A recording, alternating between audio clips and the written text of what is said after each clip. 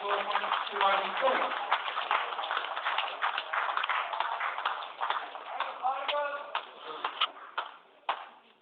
They're going to tell us a little bit about this kid tonight. Because, that's a pretty good effort. You're the only one with the velocity of 402. For that, you are congratulated. But let me just tell you, you've got to tell us exactly how it's read, aren't you? Yeah, we have second national 2 years ago. A cop I bought from George Bell. So there you go, George Mello was a top fancier in Victoria in the V8 side.